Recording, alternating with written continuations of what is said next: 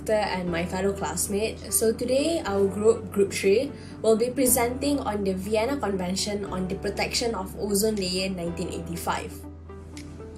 Hello, my name is Sharifah Rania and I will be starting off the presentation for today. So what exactly is the Vienna Convention? By 1985, with scientific development, humans found the science behind ozone depletion and they found how harmful and dangerous it is to humans as well as to the environment. And in response to this threat, the Vienna Convention was formed. The Vienna Convention, as the name states, it was held in Vienna, Austria on the 22nd of March 1985. The Vienna Convention sets up a framework convention that laid out the principles that was agreed by the parties that was present during the convention. The Vienna Convention was signed by 28 countries and it was only effective by 1988 and it reached a universal ratification by 2009. The Vienna Convention is still making progress to this day.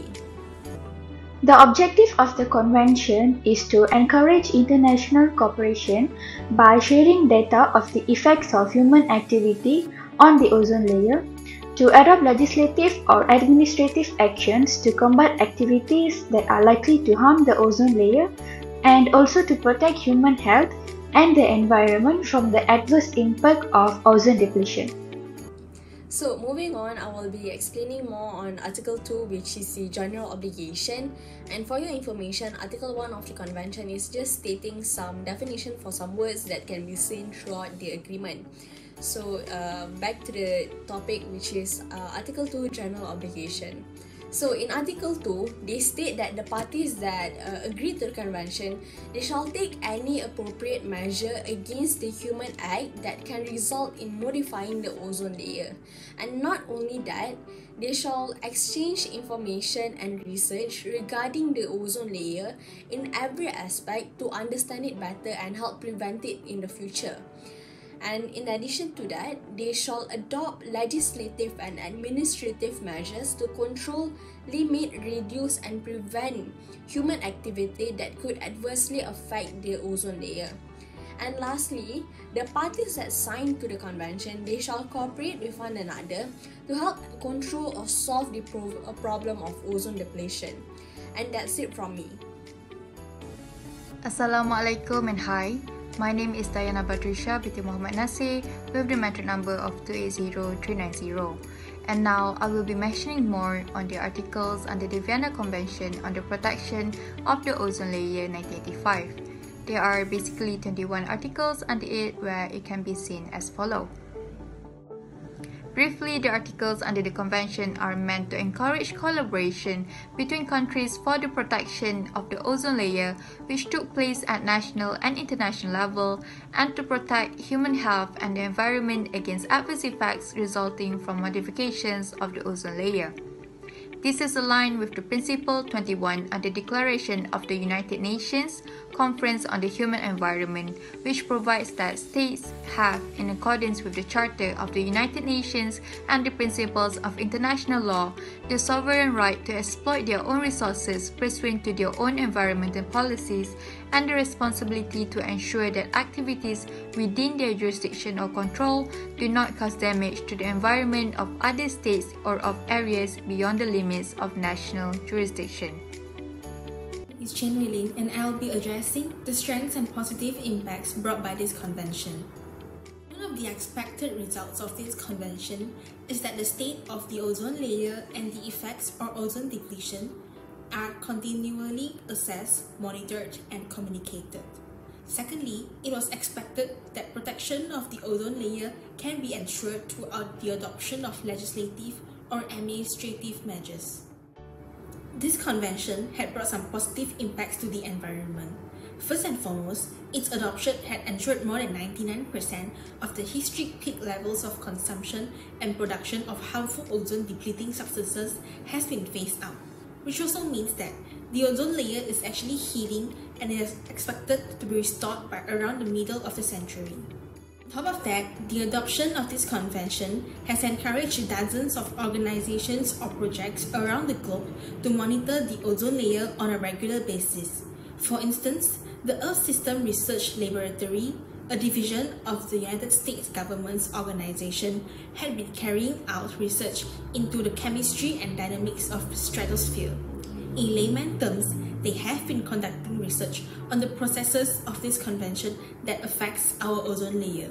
This convention had also formalized international cooperation on the protection of ozone layer and had eventually resulted in the signing of the Montreal Protocol on substances that deplete the ozone layer. To date, this is the only United Nations treaty that has been ratified by every country on Earth. It is a product of the recognition and international consensus that ozone depletion is a global problem. This protocol is a landmark multilateral environmental agreement that regulates the production and consumption of some man-made chemicals, which are also referred to as ozone-depleting substances. Good day, Doctor and Tarshinder perempuan Jasbir Singh with matrix number 281636. Today, I'll be continuing on the disadvantages or the issue arising under the Vienna Convention. Firstly, financial is said to be one of the most common issue under this Vienna Convention. Despite the fact that advantages of maintaining the ozone layer had yet to be quantified, the wide agreement is that they will far outweigh the expenses. While the cost of early actions to protect the ozone layer may be higher than they would have seen in more gradual phase-out scenario, the additional benefit is that the rapid phase-out should easily offset the additional costs. The next issue arising would be the climate changes.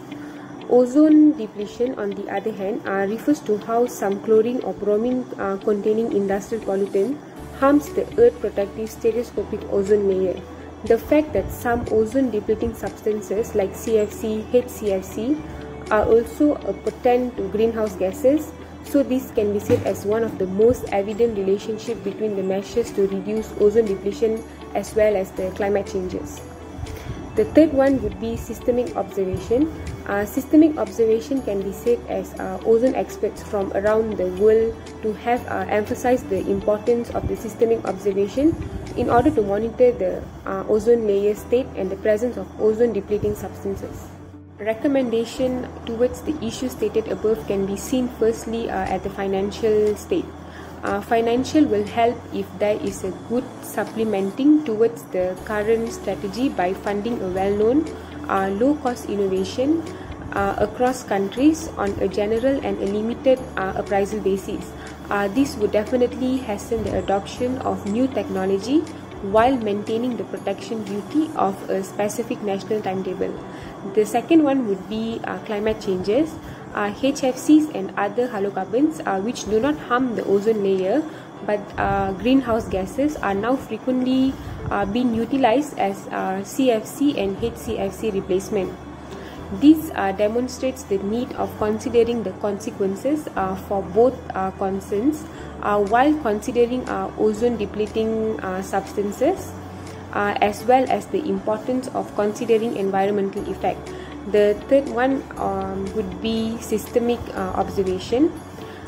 In this recommendation, measurement of ozone depleting chemicals and their substitutes.